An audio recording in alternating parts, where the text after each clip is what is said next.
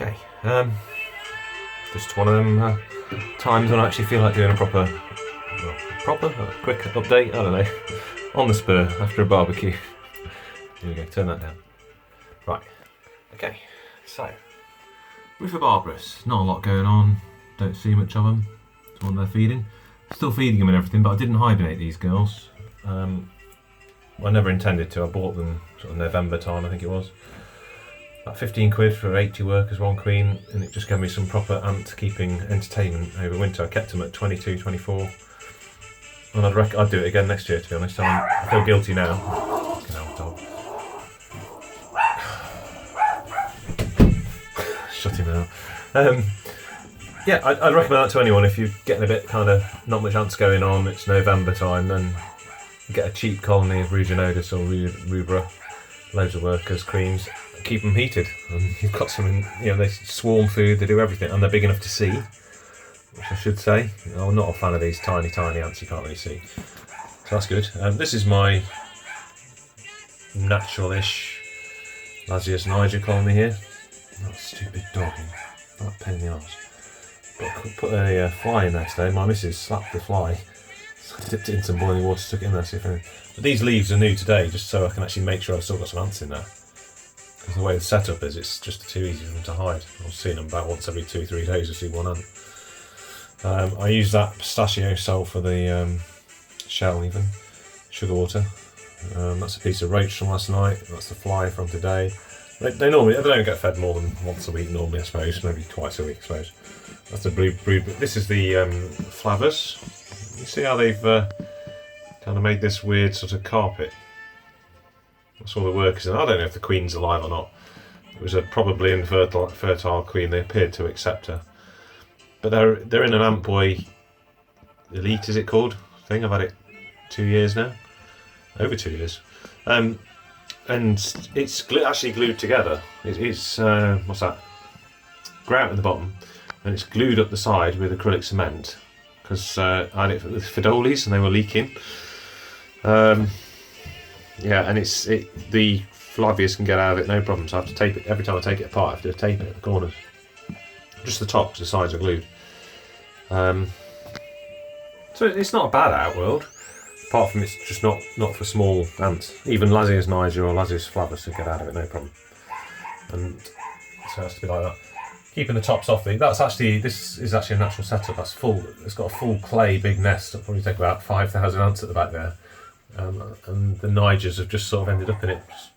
So I had loads of Nigers, and this setup I didn't really want to put any expensive ants in it.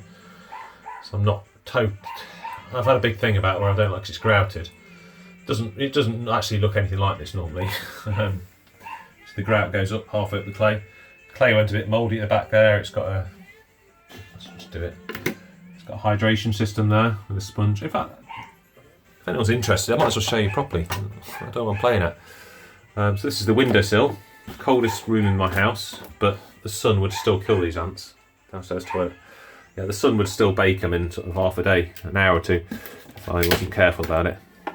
So I am careful about it at the moment. I don't know what's going to happen when it gets really hot. I don't ever remember it getting really hot in here. Anyway, look. It's more like a springtail nest at the moment. So that's actually made out of clay that doesn't set. You see how it's gone all black and horrible? That's why I don't want to risk any sort of ants that don't like mould and stuff like that. But it's just basically a springtail thing at the moment. I'm going to sort this out in a minute. That dog is a nightmare. Right, okay, off we go to a proper... what happened to the music? What do I do with that? Put it in my pocket, I think. There we go. Right, okay. Blank you off for a second whilst I go to the next bit. Let's listen to some music whilst I... Oh, there's that stupid dog. Stop it. Come on. No? Okay. Probably never going to actually post this because I've... so stupid. Right, okay. Back to front today. So these are the Lasius nigers that have got the AEC Antboy size 1 nest. And I've tried 4 different species now to try and move them into that. Nothing will move into it. These got the closest because I actually got them to live in that tube for about 3 days and then came out again. It just doesn't hold moisture. It needs to be hydrated every day, I think. That's the only answer to it. The moisture system is that little tiny sponge at the back there, but just nothing likes it. Nothing. These are the, what are they called? I don't 100% know that they're acorn ants. That's the common name for them. Temathorax, something or other. There's loads of different names for them. But these, they live in that twig. The only reason I own them is because I picked that twig up. I wanted the moss to do something else with, but the moss stays alive quite nice in there. Spray it. I've bought an extra fine sprayer because those water drops, in fact those water drops are too big. They die in the water drops. But these ants, I think you're lucky if you push 2mm, and they're very slow moving, and they just seem pointless. Can't even find one to show you. They survived I hibernated them properly. They survived hibernation. I thought I'd killed them last summer, but then I suddenly got loads of elates and all back to, they keep going. Yeah, Lazia's Niger tubs and tubes up there. I'm not going to go through them, but one of those three is doing exceptionally well, and the other two are okay. 3 tubes there. One of those tubes is doing exceptionally well. Anyway, and that's at the back there. That's the Mesobarbarus setup. That's going to be all bells and whistles next week. Albosparsus.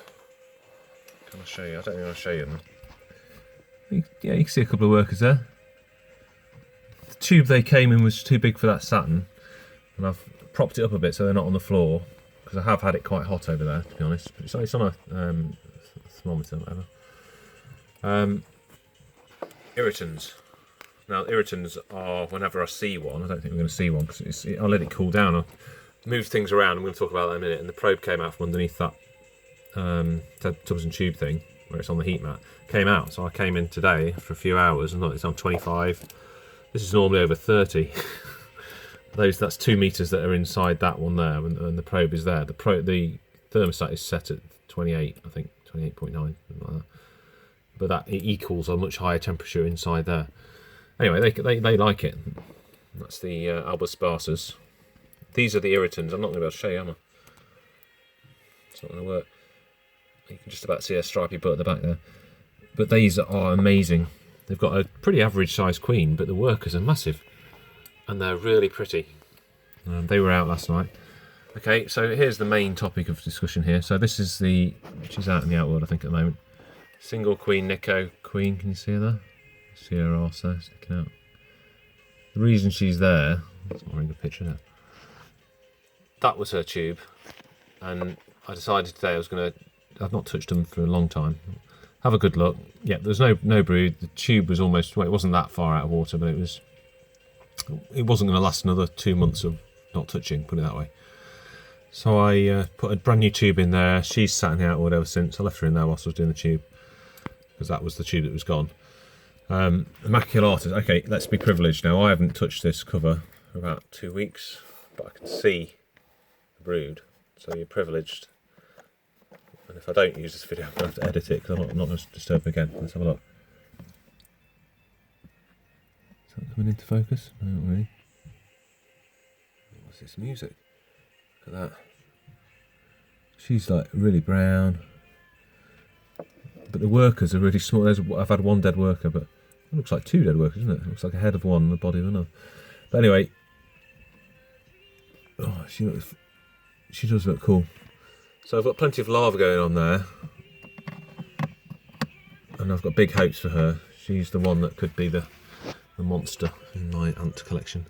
2 queen Nicos there. You see it's sitting on heat cable. And they had some brood when they came, and that was about 4 weeks ago. I mean, all that 30 days development, I just think that's bollocks. I'll be honest with you, I just have to say, I think that's bollocks with Nicos. I think, or maybe, I have heard other people say maybe it's the first lot that takes slow, but I think it's just that they don't wait a long time before laying another batch. I think the eggs themselves probably take, well, more than 30 days, put it that way, to hatch, go from egg to worker, definitely, because it's been, well, I must have had these 6-7 weeks now, and they've only just eaten the brood this week. That's the next thing, yeah. So I fed them last Friday, and they ate it immediately, and I was sort of thinking, oh, you know, could that be the problem? So I put some more in, and so that meant I disturbed them twice within about 3 days, which is bad news for Campos, obviously, and it was, yeah. So when I looked at they've eaten all the brood, not happy. I've given them a whole new pod in the end there, because they were in another one. I got 2 of these, so I just plugged their tube into a new one because the other one had spilt the sugar water. And that's a paracetamol thing there, which is much better little food container than the thing I had before. Oh, let's just do it. So this is 10 minutes in. I'll get quick. That's my last Auroventris. So Christmas time, they were my star colony, doing well, but they had a die off, and that's what I'm left with. Just letting her live, and that's it. Not a lot going in here at the moment, but these are the stars of the show. These are the Rufa glaucus. They're having a. Oh, I must have nudged something. Because look, they're all in the nest now. Absolutely pack it out. I think they've got, last count, 15 cocoons, and they put them there where that ant is now. Usually, sort of first thing in the morning, I suppose, and then at night time they slowly bring them back in. It must be to do with temperature. They like the heat. It's 28.8 it's showing there, which is just that thing on top of the mat, but it's set at about 28 anyway, the mat. And I had probes in before, and that site, you know, it's only half on the mat, so they like to put certainly the cocoons need to go on the nice hot spot, and I'll take them off again a bit later on. Okay, I'll run through the rest. There's nothing else to say really. I've had Nico tragedies basically. I'm not going to see them, are I? Rufobarbus, Formica rufobarbus. They're in that tube there, connected to that little mini outworld, with this tube coming up here to this feeding area. And the other end of that is that full cork nest, but they've not really shown any interest in that. Not a surprise. But you can't see it at the moment, but they did have quite a lot of brood and everything, and I think they're doing okay. Oh, there we are. Look, that's a rare sight. So we've got a former come out to say hello. Formica rufobarbus worker in the tube there. I don't know which one. Anyway, Tetramorium bicarionatum being a bit of a disaster. Yeah, it's a bit mouldy. I'm leaving that tube to just completely dry out now, rather than disconnect it and disturb everyone to do it. So I'd disturb the rufobarbus if I did. See how tight it is. Got a piece of cotton like, between them and everything. It's so tight. I made it to fit in there. So the rufobarbus, the former, what are they called? Tetramorium bicarionatum, are actually picking up now, I think. They've got a roach head. Can I do it properly? I'll have to look what I'm doing instead of filming what I'm doing. Yes. Okay, here we go. So this is the Tetramorium bicarionatum. Oh, and you can see the brood there. So this might be 1 or 2 ants walking around other places, but you can see a lot of those. I'm not going to start counting now, but I don't know. But anyway, that's what they are at the moment. All the elates and the winged things have all died off, and this is what I'm left with. And there was a lot of brood originally, so there was a lot of workers. So I don't know how many of these are workers, how many of these. That looks like a queen in the very centre now. Big head. Darker. I'm not an expert on these by any means. Anyway, that's just showing them, but I need to put the top on. Anyway, I've disturbed my Singularis quite a big time today because I wanted to look at the nest behind it. Here we are. So look, there's nothing in there. So they're out there somewhere. In fact, there's one. Is it? It's all dirty, isn't it? Yeah, so that's the major. I don't know where the queen's gone. I was looking earlier on. I pulled this whole setup out because I wanted to look at the Venuses behind it. I wanted to be 100% sure what was going on. And the Parius queen there, just see her in that bottom tube. She's fine. She's doing well. Sensors there. That's set at 20. It's not actually set too high, 27 something. But she's fully under the heat map there because actually she wants it hotter really. And I'm not doing at the moment. There's my Lignoperda queen. I gave them some sugar water, both these two, last night.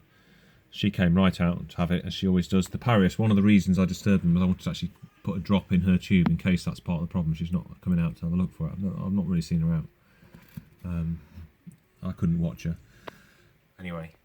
But that meant I was moving this setup, which I don't really like doing, and I won't do for another month now. Because that might be a contributing factor to these girls eating the eggs. I don't know. They ate the eggs, and then she's laid some new ones over a week ago. But now she's disappeared again. Right at the back, is it? No. So she might be actually deciding to make a nest now. I don't know. She has looked like she was going to do it before. She went into that sort of hole at the front there. There's holes in the wood. In fact, that major is sitting. That's a big hole. I drilled a big hole in there. So there's a possibility there. I don't know if it's a good thing or a bad thing. I prefer to be able to see them, but I'd rather they developed, got some more workers, all that sort of stuff, by living where they want to live instead of in this tube thing. Not that that's where they wanted to go. I didn't push them in there, but it would be nice if I could take that out and forget about it. And well, would it be nice really? Because it's going to be 6 months before I see a worker, but at least they might not eat the eggs if they're in a more secure place. I'm not going to post this, am I? But yeah, if you've watched it this far, it's not the most exciting thing going on. When these come out later on, they will. I might do another Instagram thing. I just got that roach yesterday. Yeah. Okay, cool. Thanks for watching. If you've watched this, and sorry. Oh, I haven't even talked about. Okay, we're doing a stupid long video. See this horrible tube looking yellow? That's their water tube for the Rufa glaucus. See how manky it looks? I don't know if you can see. I think they cultivate some kind of yellow. It's not the normal yellow tropical fungus. They cultivate something in the cotton, and they had in their tube they came in from the ant lady. It's supposed to be 80 workers, something like that, 50 to 80 workers, and I'd agree with that. I mean, it's absolutely packed. But a lot of the cotton was in this sort of yellow twist in the middle, and as I was just transferring them, it looked like they were taking chunks out of it or something. They had some importance to it. And within about a week, they were really making the cotton really dirty in this. I've got funny suspicions of some kind of. They like it. There's some kind of symbiotic relationship or something with this sort of yellowy mould that they like. But generally speaking, this is a happy colony. I say I've had fresh eggs right from, well, it was only one cocoon when they came, and I think there's 12 or 15 in now. There's fresh eggs. There's always one worker that carries the fresh eggs all the time. But I think they're happy. They're just not happy this second because I was filming over there and I was disturbed something. They will just pack in there when they're not happy. But normally they're out and they're happy and yeah, really good. Yeah, there we are. Bye.